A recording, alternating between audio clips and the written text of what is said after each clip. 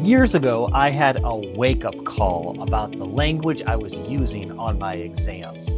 I was sitting at the front of the room while students were taking my test. A student came up, pointed to a word in one of the multiple choice questions, and whispered, "I don't know what this word is." I looked at where she was pointing, and the word was urbanization.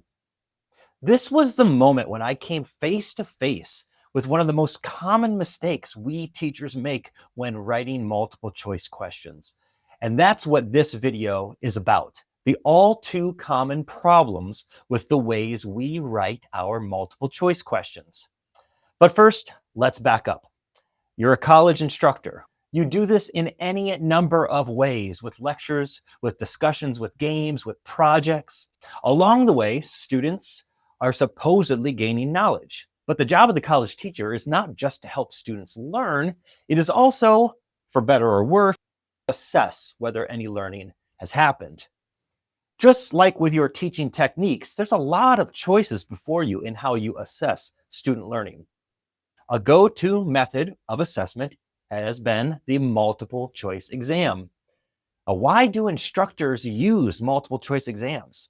A few reasons. First, they are incredibly easy and quick to grade. I started teaching in the paper and pencil era, and for the first few years of my teaching career, my multiple choice exams were on Scantrons, and they were delightfully fast and simple for me to grade. Just run the exams through the Scantron and poof, they're graded for you. Now, in the digital age, of course, it's even simpler. You can build your exam right into your learning management system, whether it's Canvas or Blackboard or Moodle, and students take the exam right on their own devices. That, of course, doesn't mean that multiple choice questions are always the best option. You can make a good case that for demonstrating certain kinds of learning, multiple choice questions just aren't going to cut it. They don't account for enough nuance or complexity. And I agree. But when my learning objectives are in what we usually call the lower order realm of thinking, multiple choice questions can be a perfectly defensible assessment tool. The important thing to keep in mind with multiple choice questions, as with any assessment method, is that you are actually never determining whether a student has learned a thing. After all, you can't peer inside their brain. What you are doing is accepting some performance from the student as a reasonable proxy of their learning. The thing you have to keep in mind with multiple choice questions is that they are asking students to choose a correct answer from a palette of options rather than generate the answer from their brains. This means that their ability to discriminate between options is the key skill. So you're writing multiple choice questions. You want them to be fair, clear, and actually useful. But too often, they end up testing strategy or reading skills instead of actual knowledge. So let's fix that. In this video, I'm going to give you 5 rules to help you avoid the most common mistakes in writing multiple choice questions. Follow these rules and your questions will be better, meaning that they will have a much greater possibility of measuring what you actually want to measure in your students' learning.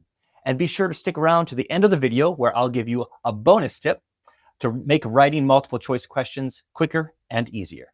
Rule number 1, don't use complicated language. Keep the vocabulary and sentence structure simple.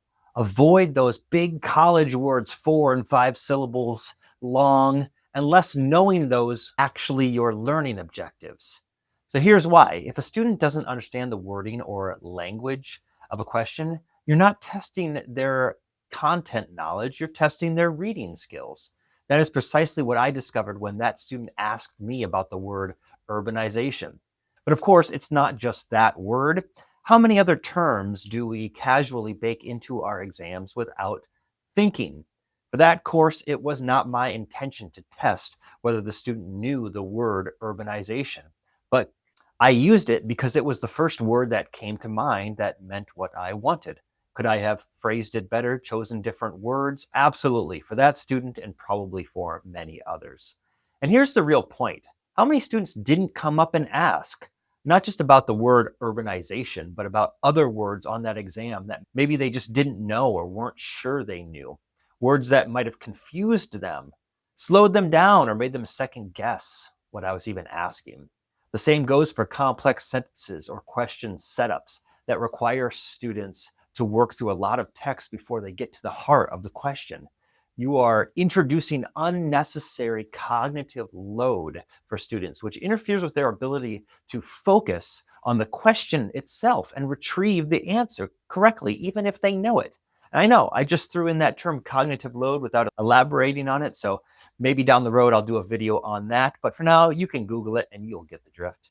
And rule number 2, don't use the none of the above option.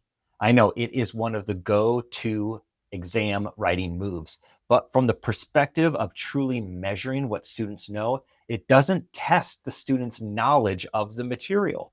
Think about it. With none of the above as the correct answer, you're not actually testing if a student knows a thing. You're testing whether the student knows that 2 or 3 other options are not the thing. Furthermore, the none of the above option really tests exam taking strategy. Students know, sometimes subconsciously, that none of the above is actually disproportionately the correct answer on exams. So in a pinch, they can totally guess and probably have a good shot of being correct. Studies show that many students who choose the none of the above correctly on exams can't actually produce the right answer when asked. That is a big red flag. And rule number 3, don't use all of the above. It's another old war horse of multiple choice exams, but it is just as problematic as none of the above, although for slightly different reasons. So think about it this way. If students spot 2 correct answers in the options, they can assume the third must be 2, and they don't even fully consider all the options. That rewards partial knowledge, not full understanding. And it should go without saying that if you want to eliminate the none of the above and the all the above options, you also want to get rid of the complicated combination answer options like both A and D or both B and C. As with the unnecessarily complex language, these answer options unnecessarily tax the student's cognitive load. And rule number 4, don't make the correct answer stand out for the wrong reasons. You want the one thing that is different between the right answer and the wrong answers to be only this, that the right answer is right. So aim for consistency in your answer options. Keep all options similar in length, in grammar, and structure.